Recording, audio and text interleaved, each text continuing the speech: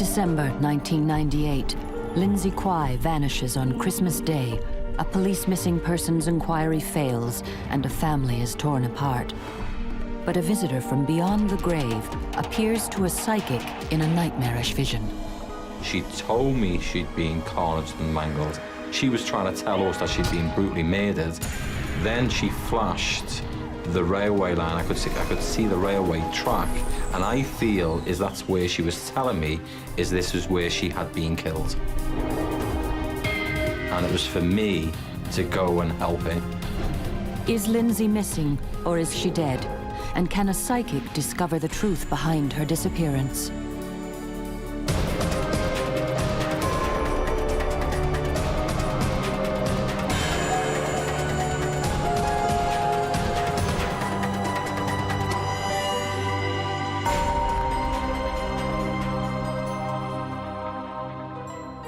Southport, northwest England, deserted now, but every summer this seaside town attracts millions of visitors. Most come to breathe in the sea air, stretch out on the miles of empty beaches and enjoy the thrills of the roller coaster. But this man is no tourist. He is psychic Joe Power, and he's been drawn here by a missing girl and a nightmare he will never forget. The story starts here in December 1998. Lindsay Quai is a 21-year-old wife and mother of 2 small children. Lindsay was a very kind person, do anything for anybody. Good mother.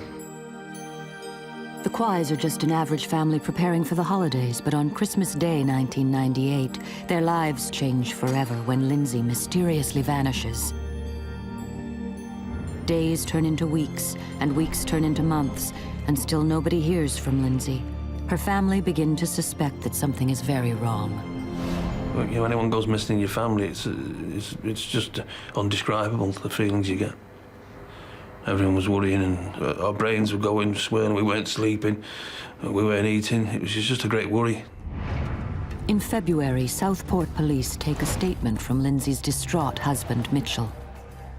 He said that she'd gone out drinking with her friends and that she'd stayed out all night, and he'd been left alone with the 2 children in the house and had woken with them on his own on Christmas Day, and went on to say that Lindsay had arrived later on the Christmas morning, still under the influence of drink, went into a shower, didn't say anything, got a few clothes together, and then left without saying anything to the children.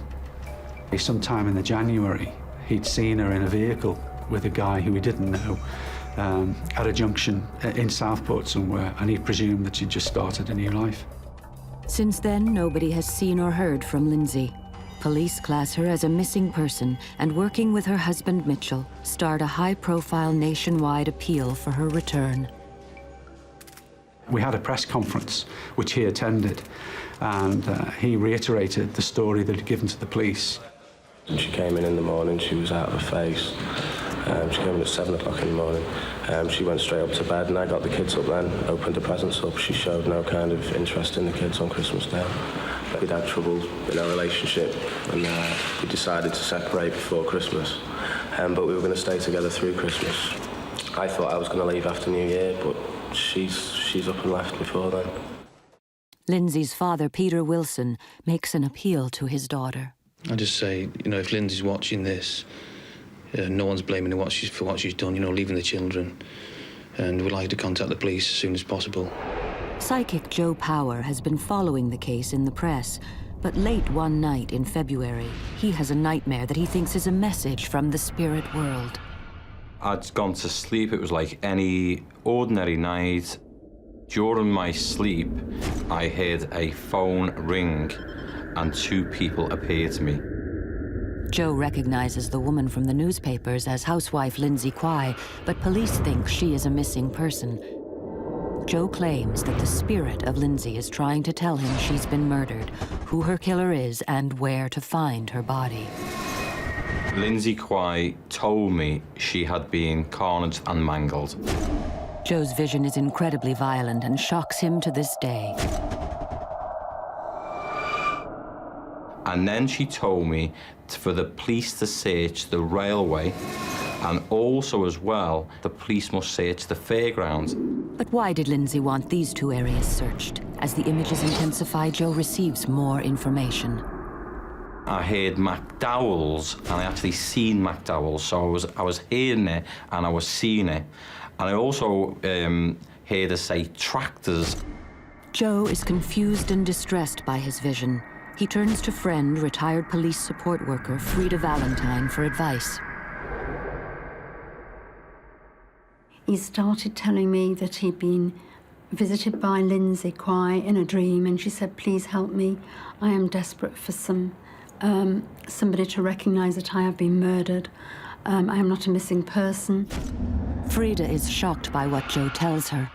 I think he really believed that she had been cut up. With him saying about the mangled carnage, it more or less looked as though they couldn't see or recognise any parts of the body. Joe also tells Frida where he thinks Lindsay might be buried. He told me that he'd been shown the railway track and also the Fairground in Southport. I suggested to Joe that he go to the police and give all this information. Reluctantly, Joe follows Frida's advice.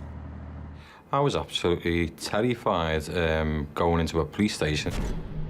I thought they would think I was the murderer, going in with so much detailed and accurate information. But no detectives from the Missing Persons Inquiry team is available, so Joe gives a full statement to another officer. And she reassured me that that information would be passed on to the officers in charge. If information comes in from a psychic or a medium that we feel can be corroborated or will send us in a certain direction, then my view is that we will always utilise that if it helps us. But the problem with that is that quite often it's not supported by any tangible evidence. Joe never hears back from the police regarding his statement. As far as they're concerned, this is still a missing persons case. But it was very frustrating to me because at that time I knew this was a murder case and not a missing persons. Joe is determined to discover more about Lindsay Quai's mysterious disappearance. Has she been killed? Was she buried in the fairground or the railway? And could Joe convince the police Lindsay is not a missing person and a killer is walking free?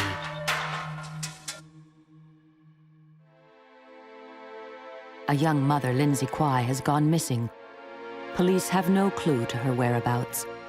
Her husband has appealed for her safe return, but in a terrifying vision, psychic Joe Power sees a woman being killed and dismembered. Is this Lindsay? Should police be hunting a murderer? Joe is determined to find out. I felt I had to investigate this case myself because the police were not listening, and I felt I had a sense of duty to get this young lady's remains found. Joe drives to Southport. He has no map and he doesn't know the area. All he has is his confusing list of locations from Lindsay. The railway, the fairground, McDowell's, and a tractor yard. After hours in the car, Joe is tired and lost. He's convinced his psychic connection to Lindsay has failed until he reaches a certain road completely by chance. It was just around this part here that I heard a voice crystal clear, and a sudden noise shouted, "Stop!" And I turned to the right, pulled up the car, and for no apparent reason at all is that the car horn started to go off. I got out of the car, pulled the bonnet, eventually it went off. And I got back in the car and I decided, with the car horn going off, that I'd get away from the area because of the neighbours and the sound, and I felt really quite frightened at that stage. And I drove around on the next street.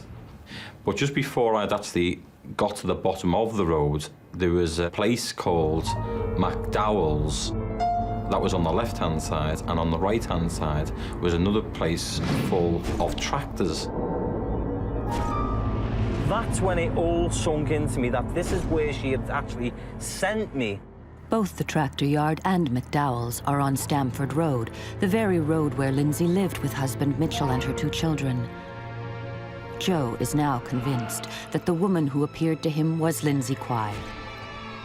But why is she drawing him here? After I left the area, I felt shocked, I felt disturbed, But I also felt, it's strange to say this, is reassurance in the images that I had actually received. Once again, Joe decides to contact the police. This time, he writes a letter to the head of the missing person investigation, Bob Marsden. I wrote to Bob Marsden and told him that I was no ordinary person. I was doing this because this young lady had appeared to me, and this case needs to be looked at in more detail. Joe receives this receipt for his letter, but the police do not call. I believe Joe was getting very, very frustrated because he'd informed all the police, and yet they still believed that she was actually missing. Sometime after Joe's letter arrived at Southport Police Headquarters, a review of the missing persons inquiry is ordered. Detective Superintendent Jeff Sloan is brought in to re-examine all the evidence. Immediately, his instincts as a police officer tell him something is not right. There was a lot of circumstantial evidence which tended towards the fact that Lindsay was not alive. We couldn't establish any proof of life. Lindsay hasn't used her bank account since before Christmas. She hasn't applied for income support or housing benefit. Vital medical appointments have been missed, and she has had no contact with her family, not the actions of either a runaway or a loving mother.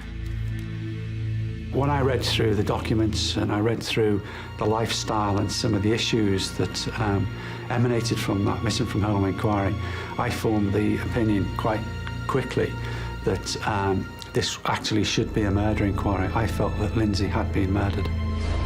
Joe Power is no longer alone in his belief that Lindsay has been killed. It's very frustrating, you know, knowing that this young lady had been carnaged and mangled, and you have to sit there and wait for her to be found. Detective Superintendent Jeff Sloan is placed in charge of the new murder inquiry, but this isn't going to be an easy case to crack. It's very frustrating not to have a body because when you have a body, that's where your lines of inquiry start to develop. All we had was 22 Stamford Road, which was Lindsay's home address, where she'd lived with Mitchell. Well, the very first thing that we do is to go back and fully search the house again, the gardens and the area immediately surrounding the house. Using the house as their starting point, the police begin one of the largest searches ever conducted in mainland England. And we actually used officers from the Royal Air Force, the JARIC, which is a reconnaissance organisation, who flew over and could detect any recently disturbed ground. And if they highlighted any areas, then we would send a specialist search team to go and excavate. It's an agonizing time for Lindsay's family. We're by the phone 24/7, and sometimes we get false information where bones had been found at one time. And we were given the information, then we found out it was a pig, a dead pig. And then when you heard about a body being found and this, that and the other, one was found in the River Ribble, I think, you wondered if that was Lindsay. It's never ending. But the police failed to find any evidence of Lindsay. I was concerned that we hadn't found a body, and I was at a loss as to where we would look to next, and took the decision that we wouldn't undertake any more searches or digging until it was based on intelligence that we had through. But it was frustrating for me. The police are forced to suspend all searches, but Lindsay's parents refuse to give up hope. They spend every waking moment looking for their daughter. Well, we searched in canals, rivers, we got stung by bees, hornets, you name it. But, you know, I used to be up to my neck sometimes in freezing cold water. We couldn't stop. It was just our way of contributing towards finding Lindsay. With the police search on hold and no new information coming forward, it looks as if Lindsay's body may never be found and the case remain unsolved. But Psychic Joe Power believes this is something the spirit world would never allow. Joe thinks Lindsay's spirit is unable to rest, as once again she appears to him with a message from beyond the grave. The second time Lindsay appeared to me was at my home address, and she came to me and told me that the police were not listening to the information that I had previously provided to them. Joe's first vision led him to Lindsay's house. Now he returns to Southport to search the fairground and railway track. He has a feeling that these areas are in some way connected to her disappearance. He starts at the railway track. Joe doesn't know what he should be looking for. He's hoping his psychic powers will be his guide. When I walked along this particular part of the railway line, my hair stood up on my hand and I heard a voice, I believe that was Lindsay, telling me is that she was in this location. But if Lindsay is buried at the railway, why does Joe want the police to search the Fairground as well? It was quite clear to me is that this young lady's remains were in two separate locations. But Joe Power fails to find any evidence that Lindsay is in this location. For Detective Superintendent Sloan, the case is equally baffling, with no new leads coming in. He decides to re-examine the original witness testimonies. He wants to build a picture of Lindsay's last known movements. We believe Lindsay had been shopping on the 15th of December and had actually made a call to the benefits agency, and she made an inquiry about a missing cheque, which should have been issued in the November. As a result of that conversation, she was sent out a disclaimer form, which was never ever received and never ever recovered by the police. It was after that phone call, basically, that Lindsay ceased to exist. Detective Superintendent Sloan discovers that the only person who claims to have seen Lindsay alive after December 16th was her husband, Mitchell Quai. He told police she left him and abandoned her children on Christmas Day. Detective Superintendent Sloan is suspicious. He has a feeling Mitchell's statement doesn't ring true. It doesn't fit with the profile he has built of Lindsay. Given the background of Lindsay, what her upbringing was, the way she was interacted with her children, that there was no way she would have walked out on her children on Christmas Eve and Christmas Day. Police take a closer look at Lindsay and Mitchell's relationship. Mitchell was very violent towards Lindsay over a number of years, and ultimately she did try to institute divorce proceedings from him. But the issue was then that she'd always accepted Mitchell back and they'd always be reconciled. Could Mitchell really be her killer? Was this why Lindsay's spirit led Joe to her road? Was she trying to tell him that this was the murder scene?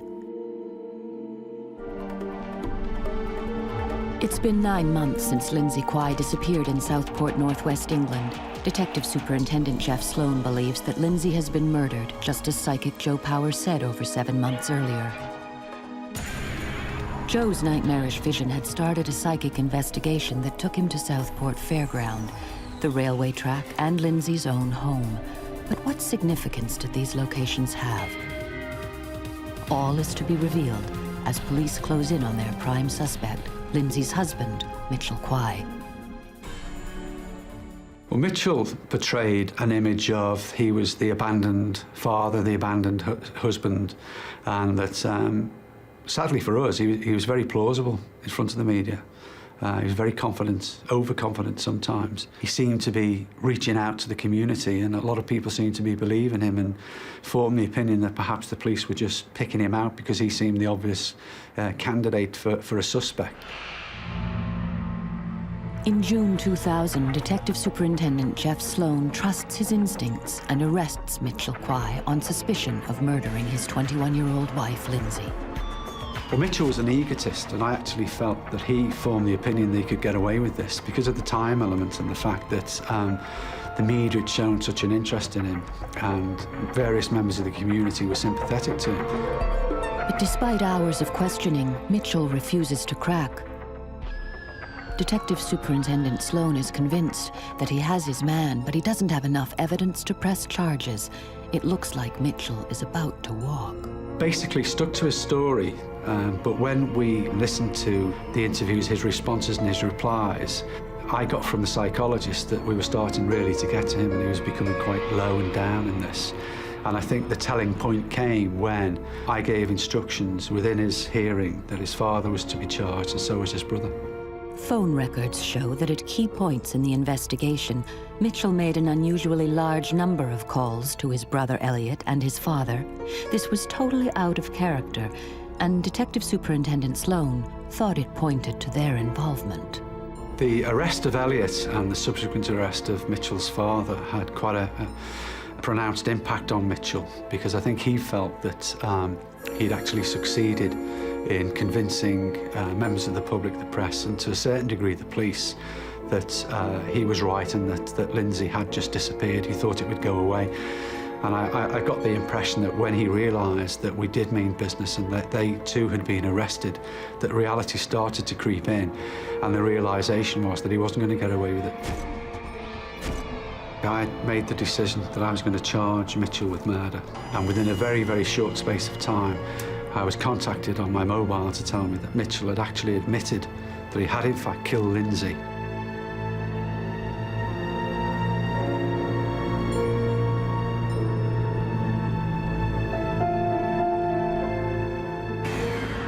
Over a year after Lindsay Quai first went missing, the truth surrounding her disappearance is finally uncovered. The last few hours of Lindsay's life all centred around the cheque that had gone missing in November. Mitchell, at some stage, had tried to encash that cheque. There's a row developed over that, and he's lost his control and he strangled her. As Mitchell's confession continues, the true horrific nature of the crime is revealed. And that's when he recruited Elliot to come in and to help him to dispose of the body. And that's when he decided that he and Elliot would cut the body up in the bath with the children asleep in bed in the next room, which I thought was horrific. The images of violence in Joe's dream were now explained. Lindsay was dismembered, just as Joe had said. And the scene of the crime? Lindsay's house on Stamford Road, the very place Joe had been led to 12 months earlier. How did he know these facts? I knew 100% I'd been right all the time. It was a very emotional case and a very upsetting case. Mitchell Quai leads police officers to the locations where he buried his wife's remains. Lindsay's torso was found near to the Pleasureland theme park at Southport, behind a go-kart racing track where Mitchell used to work. We found Lindsay's legs on the railway embankment, which was near to one of the first places they resided together. Joe had asked for these locations to be searched over 12 months earlier. I knew straight away. It didn't come as a surprise for me. What you've got to remember is how powerful these images, what she had shown to me. She'd already shown me the fairground. She'd shown me the railway. But unfortunately for Joe, at that time he was working alone. He never did receive the call to help the police. But Joe believes there is one person who recognizes the part he played in this case. Lindsay briefly appeared to me after her remains were actually found, and I heard her say thank you, and there was no more contact from this young lady. On January 16th, 2001, Mitchell Quai is sentenced. Mitchell was sentenced to a mandatory life term of imprisonment with a tariff of 18 years because of the severity of the way he disposed of his wife, Lindsay. Elliot Quai receives 7 years for his part in the gruesome murder. Mitchell's father is released without charge. This case was extremely difficult to crack, not least because of the way that she was murdered, the way she was disposed of, and the way that he behaved after the murder, actually actively seeking the press and seeking public opinion on his side and sympathy. Detective Superintendent Sloan receives a special commendation for the integral part he played in the capture and conviction of this most devious of killers. Joe Power's personal investigation is as yet unrecognized. When the killers were caught, I was very satisfied that I'd done my job. All the detail and all the information that had been provided made me feel very, very satisfied, not only just for me, but for Lindsay Quai's parents as well. It was a very emotional case and a very upsetting case.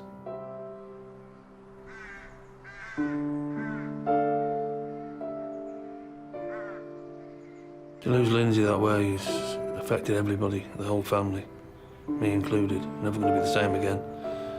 Still suffering now. We'll just be suffering until the day we die. Peter, my eldest son, hung himself in the loft at my house.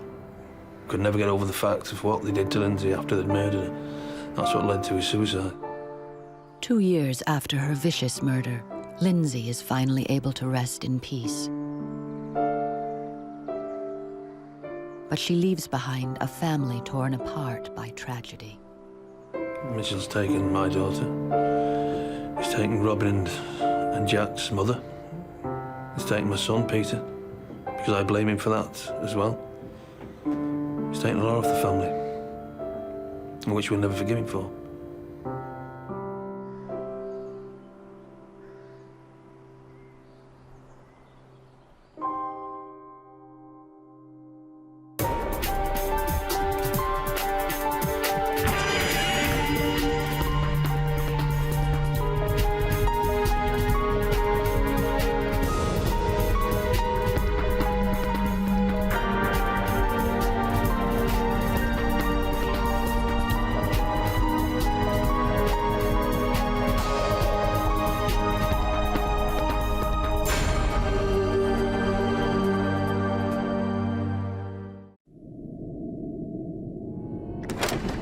Pub landlord Mick Hughes is ferociously attacked in the living quarters above his bar.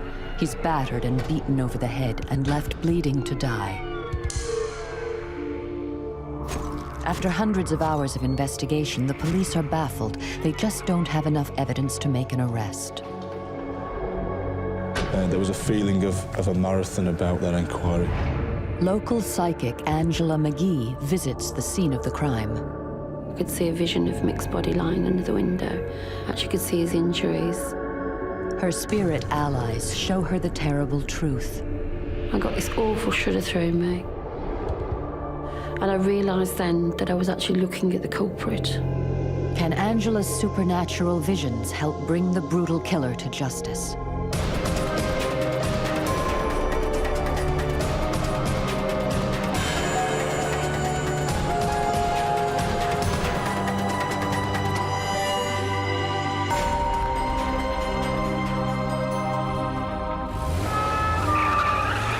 Sunday, April 27th, 2003. Police race towards the quiet village of Pelsall near Birmingham, towards the Royal Oak pub.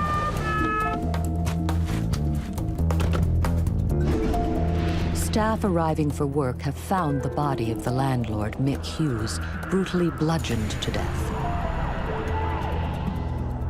Detective Inspector Ian Bamber and Detective Constable Mike Crump have the job of catching the killer. Mick's body was found in his private bedroom area that was on the first floor of the pub. He had sustained serious head injuries consistent with him being struck with an object. The attack had been ferocious, sustained, and really malicious. If offenders had meant to incapacitate him, to render him unconscious or knock him out, you could have easily done that with one or two blows. But no, they hit him again and again and again. The bedroom upstairs where Mick slept was ransacked. All the early indications suggested was that it had been a burglary that had gone drastically wrong. Michael Hughes was a family man, just 2 months away from his 60th birthday. His daughter Sharon is devastated by the news. You see it on TV, but until you've actually lived it, you can't describe how it destroys you as a person and as a family. You really can't. They asked me and my sister if we could go down to the morgue and identify my dad's body. It was the worst thing I've ever had to do in my life. Sharon and her family are desperate for justice. But despite weeks of intensive forensic investigation and hundreds of interviews with local people, the police cannot find any conclusive evidence. A neighboring publican decides to call in psychic medium Angela McGee. I had a phone call from a friend and she asked me to go down to help with the local murder. And my reaction was, what if they don't believe, you know? I'm not going to go down there and look stupid. I said, I'll wait till I get a message through spirit. I'll wait till the right moment. Within days, that moment comes. Well, I had a message from my own father in spirit. It was him that actually told me to go. He said, what about this murder? What about this murder? And then I knew I had to go. I believe that mediumship, you are an instrument of the spirit world. It's not voluntary. You just do what you have to do. Angela drives to the Royal Oak pub. She's never been here before and knows nothing about the murder, but that is about to change. I sat there in meditation for a little while, said my prayers, and put my hands up and said, "Dear God, what have I got to tell these people?" With that, I had a vision. I saw 3 men climbing up a black fire escape staircase, over the roof, over the railings, and in through the French windows. And I thought to myself, that is where they've got in this building. Emboldened by her vision, Angela decides to go in. She is greeted by Beryl Chapman, former partner of Mick Hughes, who is looking after the Royal Oak. Beryl shows Angela to the living quarters of the pub. She stands in the hall. Then suddenly she is shown a second vision. I could see bodies struggling, as if there was a real push-pull-you type thing going on, and there was blood. It was just a flash, literally a flash, a vision. Angela goes to the bedroom where Mick met his grisly fate. As she moves into the room, Spirit sends her another terrifying glimpse of the past. Again, another flash, a vision. I could see a vision of Mick's body lying under the window. Actually could see his injuries in his head and down the one side. Now Angela sees something wonderful. Then all of a sudden, I saw Mick in my mind's eye. The spirit of the dead publican appears standing before her. And he was making a point of a thick gold chain bracelet which was holding up. Mick tells Angela that his killer also stole his bracelet. Mick said that he knew that person, he'd drunk with that person, he'd fished with that person, he knew that person very, very well. I felt totally aghast. I just thought, take a deep breath here, I can't believe what I've just heard. It's an astonishing revelation. But before Angela can react, she has another vision. 3 men running away. It's almost as if they've rushed past me, and if I could feel their panic. But one of them had something the size of a shoebox with him. That's all I saw. Angela has never experienced such an incredible barrage of visions, but as she leaves the pub, she has the most terrifying insight of all. As I walked through the pub, I glanced at the bar, and there behind the bar was a young man pulling pints. I got this awful shudder through me, complete coldness. I just felt that there was complete emptiness there, as if it got no soul. And I realised then that I was actually looking at the culprit. Not waiting to see his face, Angela runs from the pub. If she's correct, the killer is still right under the noses of the police.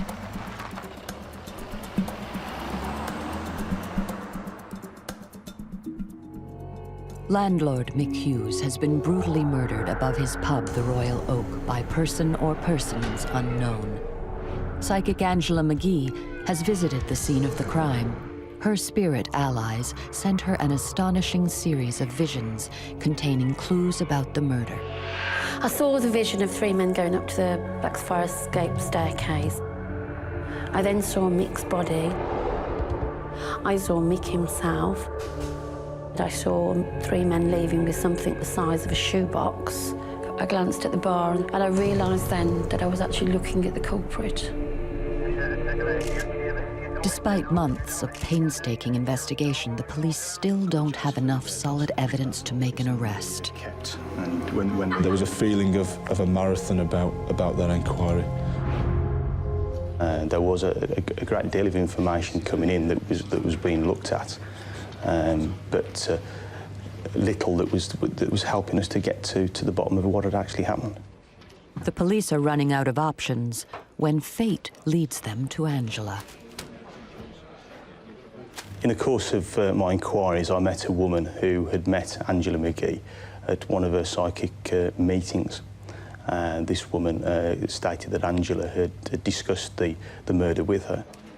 We decided that whilst the evidential opportunities might be limited, it would really be foolhardy and a bit ignorant not to at least go and speak to Angela.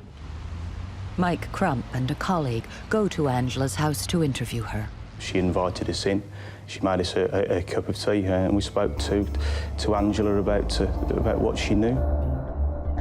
Angela tells the police about her vision on the fire escape and of the body in the bedroom. She had no way of knowing these things, but her account matches closely what police found in forensic examination. I was startled and sceptical, equally curious and intrigued. Now she really begins to surprise the police.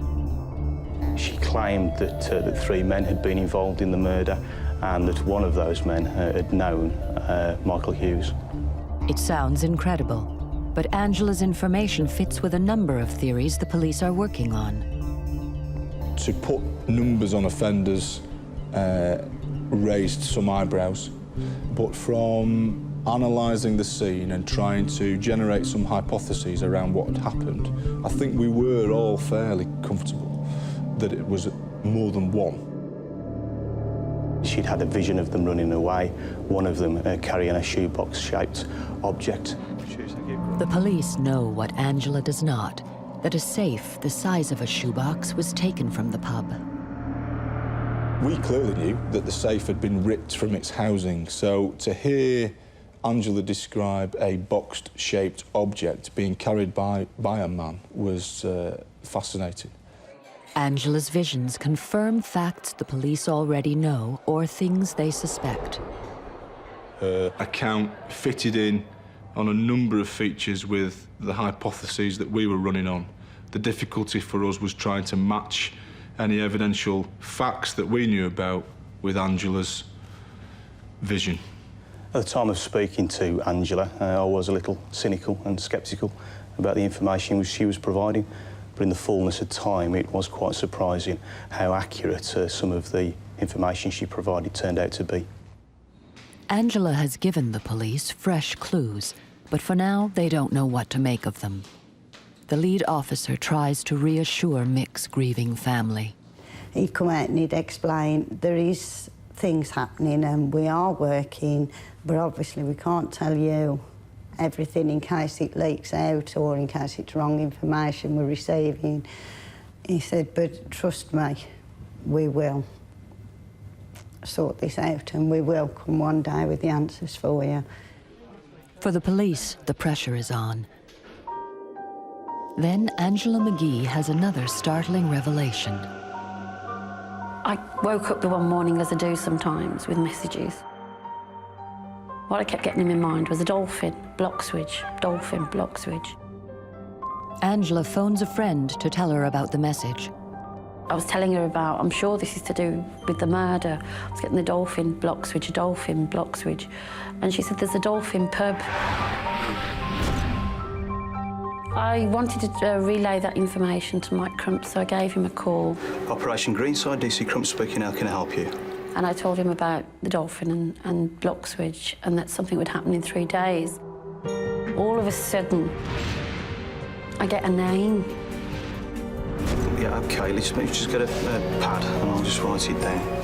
I felt it was more like a nickname of either Daz or Gaz. And I felt that was also associated with murder. Angela's information is relayed to the incident room, but for now, it's useless. Then, the police make a key discovery. They find the missing safe in a canal. This is the canal at Slacky Lane, from where we recovered the safe that was from the Royal Oak pub. It was a breakthrough. It is important that we recover physical evidence, such as the safe. Suddenly, Angela's message about the dolphin becomes clear. And the Dolphin Public House is situated just at the top of the road, about 150 yards away from the spot where I'm standing now. There is no earthly way that Angela could have known this. At the time that Angela spoke to us about the Dolphin Public House, there was no obvious connection between that pub and our investigation. It hadn't featured at all. At the very least, it was interesting. Police are left wondering about Angela's message of the nickname. The difficulty for us, where do you put Angela? What do you do with what Angela can tell you? And the problem is that you can't use it, can you? You can't ask Angela to step into a Crown Court witness box and on oath say, I'm a medium and I know what happened. It's completely inadmissible. To convict, they still need more concrete evidence. Then, exactly 6 months after the murder, the Royal Oak pub is burgled again. This time, police get the lead they've been waiting for. Bizarrely, on the exact 6-month anniversary of Mick's death at the pub was broken into again in very chillingly similar circumstances. This time, eyewitnesses recognize the thief. Part-time bartender Gavin Chapman, son of Beryl Chapman, Mick Hughes' partner at the Royal Oak. Gavin Chapman had a severe drug problem. We believed he was addicted to heroin and possibly crack cocaine. Michael Hughes was always quite suspicious that Gavin was taking money from him in various forms in order to fund his drug addiction. The police had always suspected Gavin Chapman might be involved in the murder, but he has an alibi with 2 other men, Stephen Lockley and Lee Worgan. We had evidence that cast doubt on their movements in terms of the accounts that they had given. But as far as convicting them for a murder was concerned, we had very little. Now the police take a gamble. They bring all 3 men in for questioning. One by one, the men are interrogated and their stories scrutinized. In the initial stages, they stuck by their witness statements. I think they thought that if they maintained their original pack of lies, that they would walk. I'm sure that they were that blasé and confident that they thought that they could just bluff it out. Relatively quickly into the interview process, one of them changed the story. And they began to point the finger at each other. The men confess to burgling the Royal Oak on the night of the murder. They accuse each other of being the killer. Police decide to charge them all with murder as a joint enterprise. It's a bold strategy. There was a concern that was at the back of my mind that around that joint enterprise argument, the jury wouldn't be able to clearly identify in their own minds who it was that struck the fatal blows. We felt that we had a very good and a very strong case, but you are in the hands of the jury. You're hopeful, but you've always just, you're crossing 2 fingers and hoping for the best. The trial is set for October 2004 in Birmingham, with 3 men charged, at least one of whom knew Mick and worked behind the bar. Everything that Angela told the police seems to be coming true.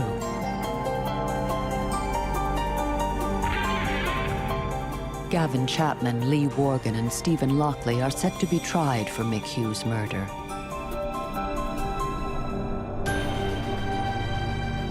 Waiting for the result, Angela goes on with her normal work as a medium. It was a few months later, after I had my visit to the Royal Oak, that I had a phone call. Carol Hall has lost her mother and wants a medium to contact her in spirit. I had no previous knowledge of Angela before this phone number was handed to me. In fact, she was one of about 4 numbers that were handed to me. And the reason I picked Angela was because she was the one more local, because I didn't know if there was a radius to how far they'd travel. And the address was pretty local, so I thought I'd go for Angela. Angela visits Carol one evening at her home. Angela sat in the bedroom and I sat on the chair, more or less opposite to her. The spirit of a mother came through, and I felt that her mother's energy was all around the bedroom where we were. And then I told Carol that her mother was with her son in spirit. got to talking about it, and then they just said, which was the devastating bit, who's Michael? And that was when I just went to pieces, and I says, that was my brother. And she said, your mum's telling me she called him Michael, everybody else called him Mick, which was spot on. Then all of a sudden, I had a flash of the Royal Oak and a flash of Mick in my mind. And I said, it's Mick from the Royal Oak murder. The look on Angela's face, it couldn't be captured on tape when she suddenly realised who she was talking about. She said, he keeps telling me, I've been there, and he says, can I ask, is it the pub in Pelsall? And I says, yeah. It's an amazing revelation. Angela didn't know it, but Carol Hall is Mick Hughes' sister. Mick's spirit has sought her out again. I could hear Mick say that he would see justice, and he would see justice 3 times. All I heard was justice, justice, justice. And then I says to Carol, I can see the family with their hands up in the air in triumph. And he also said something about Stafford and time, which I had to relay, which didn't make sense to me at the time. With the trial hanging in the balance, Angela's message gives comfort to Carol. With my brother coming through via Angela and saying that justice will be done, she was so right with Mum. I wanted this to be so right as well. But until the jury gives their verdict, the family can only hope that Angela's telling the truth. Just days before the trial is due to start in Birmingham, part of Mick's message becomes clear. Another case has overrun. The trial is moved to Stafford Crown Court. The court case, up until the Friday prior to the Monday's date for the court case, was going to be Birmingham, then it was going to be Wolverhampton, and on the Monday we had to go to Stafford, which was uncanny, very uncanny, because we weren't aware of that, nobody was. For police and the family, it's a tense time. You've always got that element of doubt in the back of your mind, and you're worried about how the jury will perceive the evidence that you feel is very strong, and how your witnesses will come across as well. The trial runs for 3 long weeks. I was struck by how appallingly badly the 3 male defendants conducted themselves throughout the whole trial. They sat at the back of the court and grinned, chuckled to each other, made smug comments about some of the witnesses that appeared in the witness box. And when they were ultimately asked to give evidence, they made the worst job of it I've ever seen in my life. They were absolutely appalling. They were flippant, clearly telling lies. Chapman was asked whether he wanted to take the oath, and his very first words to the jury were, whatever. He did himself no favours. To hear people read it out as to the horrific injuries and how they occurred and how many times they hit my dad, that was really hard. And at one stage my mum and my 2 brothers had to leave because they couldn't cope. Because to everybody else it's a story, to us it was our dad.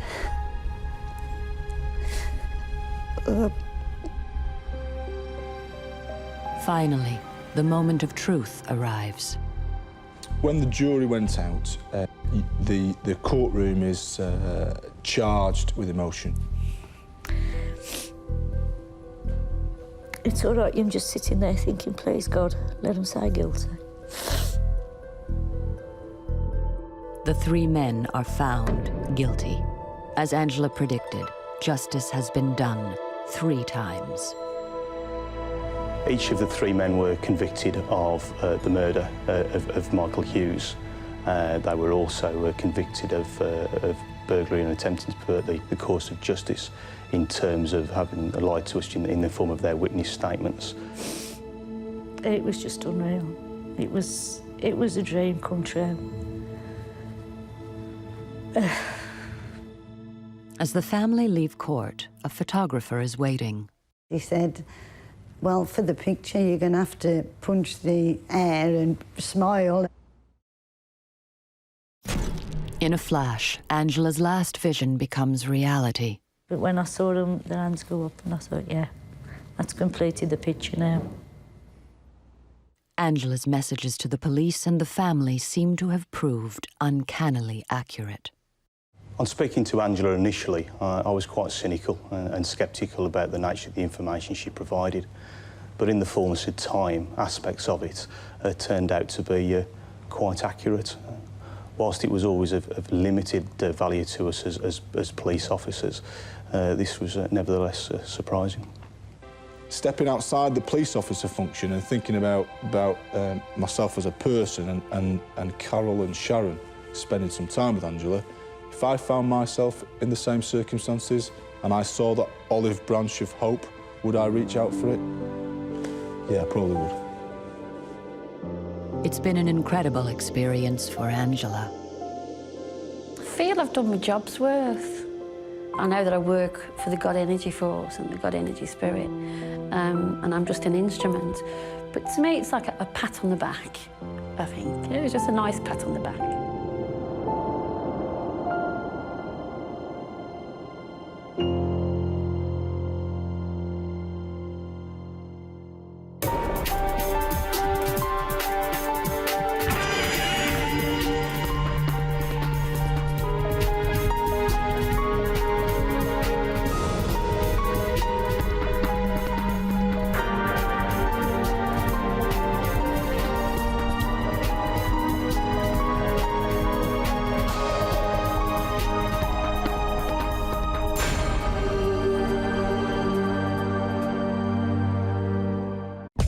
(1983) West London.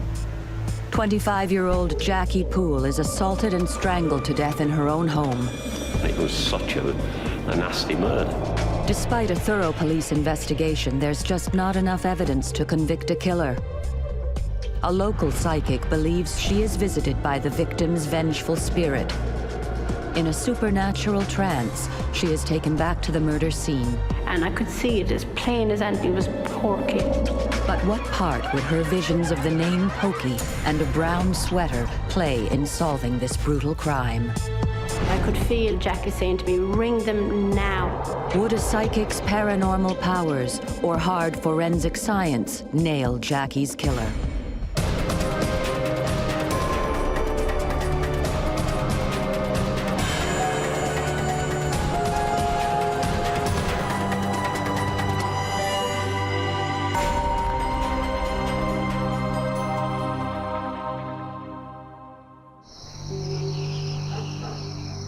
Saturday, the 12th of February, 1983.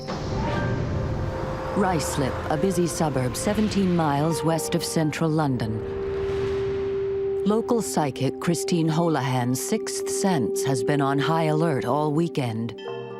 I knew something was wrong, and I couldn't quite put my finger on it. A feeling of coldness in the room. I'd hear footsteps, I'd sort of hear the door opening and closing. It was a sense of feeling of gloom. I was wondering what was happening. This was extremely intense. Was Christine's psychic experience connected to the incredible events that were about to be played out? The next day, a concerned friend of Jacqueline Poole contacts the police. The recently separated shop assistant hasn't been seen for 2 days and isn't answering her phone. A young police constable and the father of Jackie's boyfriend break in to discover that the popular 25-year-old has been sexually assaulted and strangled. Heading up the investigation team is Detective Superintendent Tony Lundy. Well, first of all, there was no forced entry to the premises. So she'd let somebody in or they'd con their way in. There were no broken windows, doors, or anything. So it seemed pretty obvious it's somebody who she associates with. Jackie has been strangled to death with a cord. Personal items have been stolen and her clothing is in disarray. She was fanatical at wearing rings and necklaces and bracelets and stuff, but basically the lot had gone. I think there may have been something left on her finger that couldn't come off, but everything that could be removed had gone. Jackie's body has lain undiscovered for some 48 hours. The killer has a head start. Police begin to interview Jackie's friends and family for vital clues and release details of the attack to the press. It became obvious from a very early stage that it was going to be a difficult investigation because the fact there'd been no break into the premises, we were really looking at close connections. Her husband had left her some time before, so obviously he was a possibility as a suspect from the word go, and numerous names were flooding in right really from the outset. The night after the body is discovered, just 3 miles away, Christine Holahan claims her psychic abilities are put to the test once again. And after a while, I could see him like starting to appear, and he started to get bigger, and eventually there was like a shape. And from the shape, I could see the outline of a young woman. She seemed very agitated and very sort of frustrated, and I sort of said, like, I'm going to take a chance here. So I said, are you the young lady that's been murdered? And so I said, is it Jackie Poole? And she said, Jackie Hunt. Why is the spirit calling herself Jackie Hunt, and what connection does she have with the murder victim? So I asked her, how did she want me to help her? So she told me that she knew who had murdered her. And I explained to her that I would have to have solid evidence. I couldn't go to the police and just say somebody appeared to me and said they were murdered. I had to be able to go to the police with something positive. And then all of a sudden, then she went. And I thought, oh, that's it, she's gone. I was anxious of going to the police in case I would give them information that they would think I got from other sources or from a paper. Christine is desperate for more clues. Amazingly, the spirit returns the following night. It was like I was watching a television scene. It's like I flashed onto another level. It was then that I felt I was taken on a journey. I was just feeling what she was feeling. I felt myself in this flat, and I got a terrible sense of feeling that I was being dragged in slow motion as if she was still going through it. And it was horrible. And I could see all the struggle, and I could see what was happening. Christine believes she is a psychic witness to murder and sees a woman called Jackie Hunt being attacked by a young man. She claims she is shown the layout of the victim's home. It's not much to go on, but she cannot ignore the spirit's pleas for justice. I started, realizing what she'd gone through, and thought, if I go to the police, I'm gonna leave myself open to the person who actually murdered her. I started to think of lots of things. You're going to protect yourself. I was a bit afraid. Christine is desperate to describe what she has seen to the police. But murder investigation teams are skeptical over the use of psychics, and she must risk ridicule. I didn't know what to do. I didn't want to ring them, but I also knew that she just was not going to go away. So it's like she was my friend now. She wasn't just that she was a victim who came to me looking for help. She was like she was now my friend. Eventually, I could feel Jackie saying to me, ring them now. I could hear really plain in my ears, ring them now. While the psychic builds up courage to call the police with crucial information, the murder investigation team work around the clock to nail the killer. You don't often get called out to scenes of murder where a young lady has been beaten, strangled, and it was a very, very nasty crime scene. With no sign of a break-in, police investigate the theory that Christine knew her killer. She had many, many friends, all from her same age group, from being brought up in the area and so on. And we had to eliminate over 70 suspects. Many you could eliminate quickly, but many, many, many were explored at length, and that made it very difficult. Christine Holahan claims she has visions of the murder sent to her by a spirit called Jackie Hunt. The local psychic feels she can no longer ignore the ghost's pleas for help and risks ridicule by contacting the police. I must admit I'm not one who's much of a believer in that, but at the same time, obviously, any possibilities to help you, you're going to explore them. Constables Andrew Smith and Tony Batters are sent to interview the psychic. Unknown to Christine, Tony Batters was the first police officer at the murder scene. Sadly, Tony passed away in 2003. His widow, Anne, remembers the day that would change his life forever. I think it could well have been the first time he'd actually found a victim. And she was young. It was a horrific murder. Because he had been the first officer on the scene and had actually stayed at the scene for several hours, he knew the layout, what the situation was in the flat, things that had been broken or turned over or something that was out of place. He believed there would be nobody else who would know that detail other than himself. If Christine's claims were true, then convincing this hardened skeptic with first-hand knowledge of the crime scene would be a major challenge. I thought, oh God, here goes. And I was tuning and saying, oh Jackie, I hope you're here. I really hope you're here at this stage. And she was. She went to explain everything that she could possibly explain. She went to as much details as she could possibly give me. I explained that when she came through, I asked her, was she Jackie Poole? And she said, Jackie Hunt. The psychic's first piece of information is a hit. Tony Batters knows that Jackie Poole's maiden name is Hunt. They are the same woman.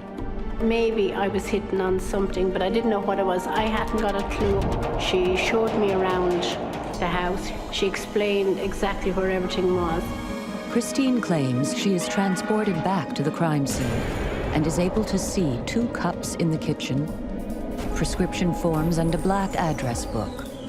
Amazingly, this tallies with what Tony has seen at Jackie's flat less than a week earlier. These details were not released to the press after the murder. And I could see where she was lying, and I could see her hand. There was 2 rings in particular he couldn't get off her hand. Jackie's missing jewelry was reported in the local papers, but nothing specific had been mentioned about the 2 rings that had been left on her body. She also sort of was very insistent that there was a jumper that he was going to be thrown away. And she said, it's important to get this jumper because if you don't, she said, it's going to be gone. Christine claims that she never met Jackie or any of her acquaintances when she was alive. But during her trance, she uses the names of many of Jackie's friends and family. One name is a mystery. She mentioned Barbara Stone, and she didn't give me any significance on the name, but I said, anything she gives me, I'll take on board. No one on the investigation has ever heard of Barbara Stone. Despite the puzzling name, Tony is amazed by the psychic's insight. At this point, he said, ask Jackie what to describe her killer. And she explained he's 23. He had a birthday April or May, in Taurus. He had dark hair, dark skin. He had tattoo. Christine seems to give the police officers a profile of the murderer. But nothing would be more useful than a name. So I said I would just very quietly go into a trance. I really had to tune in very, very strong with Jackie. I'd really bring her into me close. And I could feel her. It was like as if she actually really came through, as if she was inside of me. The psychic resorts to a technique called remote writing, which unlocks her unconscious. She hopes this psychic skill will reveal the all-important name. Jackie helped me spell out the name. She'd actually got the attention of the police, and this was it. And I could see it as plain as anything. It was Porky. I knew at that point I had actually hit something significant had happened, though he never actually quite said anything about it. Over 20 years later, Christine Holahan returns to the room where she used a paranormal technique called remote writing to reveal a name of a killer. No, it was like as if somebody had taken my hand and very, very slowly had actually written out the name, very slowly. And then it started to come up. The minute I'd written it, it came up very clear. And so we got Pokey. She said it was a nickname. It's a nickname. He's known as a nickname. And I can remember Tony saying to me, Pokey, are you sure? And I said, that's what, and I showed him. And he seemed quite taken back when he looked at what I'd written. It was like as if I'd sort of touched on a nerve. The name Pokey sends shivers down the spine of the two detectives. It is the nickname of Anthony Rupert. He is a friend of Jackie's boyfriend and is well known by the victim. Rupert is already amongst the murder team's prime suspects and has already been questioned. Well, I felt I'd done all I could possibly do, and I got a sense of feeling from Jackie as if she sort of was saying to me, look, if that's not convinced him, you know, what is going to convince him? That same day, Tony Batters returns to the murder squad convinced by the psychic's abilities. He was just amazed, totally amazed that she could have that sort of information. Now, Tony must persuade the rest of his team to trust the testimony of a ghost. I'd said to Batters that she was telling us something that she'd heard from the locals, and she didn't have any information whatsoever that could assist us on the inquiry at all. During the attack, Jackie had jewelry stolen. It is crucial in the hunt for her killer. And my attitude was that when she can tell us where the jewellery is or something conclusive to assist us, then I'll believe in mediums. But at this stage, just don't waste my time.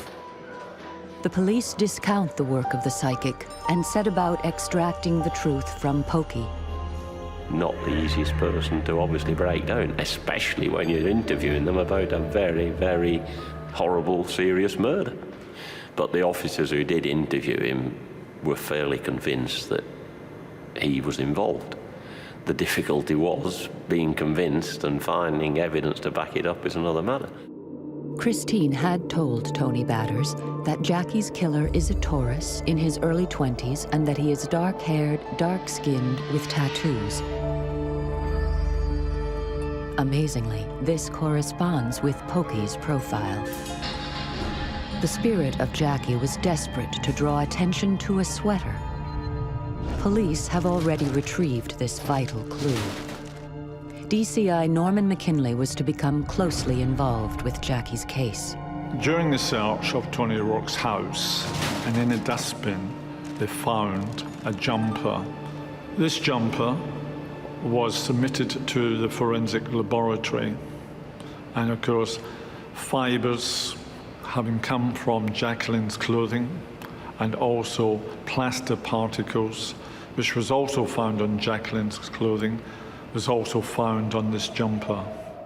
The evidence forensically links Pokey with Jackie, but the murder suspect has an explanation. The problem that the police had was that Rourke knew Jackie.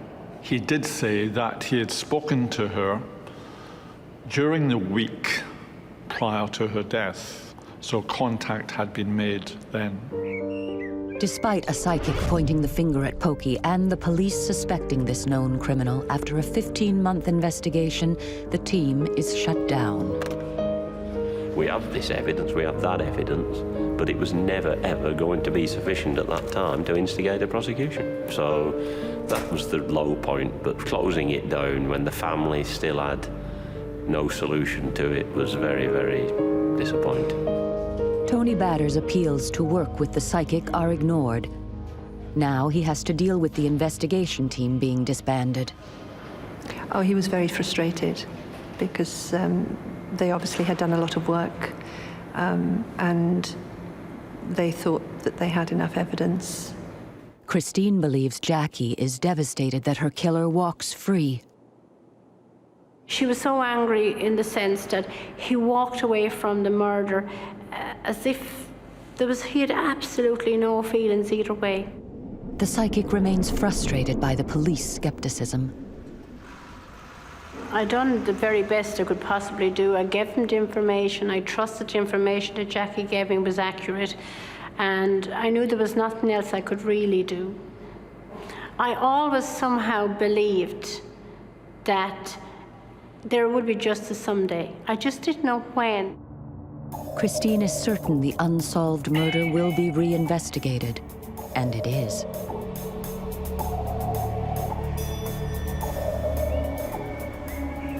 In 1999, some 15 years after the main inquiry was shut down, Christine has another visitation from a troubled spirit. And I could see an image of a blonde-haired woman. And I kept looking and I kept thinking that it looked like Jackie, but I said, I must be imagining this. Couldn't understand what the significance of that would be.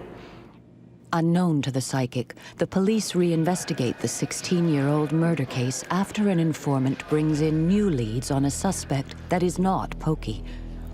Was the apparition a coincidence, or Jackie trying to let Christine know that the hunt for her killer had started again? In the intervening years, a cutting-edge DNA technology had been developed that should allow police to test forensic evidence taken from Jackie's flat 16 years ago. The introduction of DNA low copy number, or LCN, was completely new.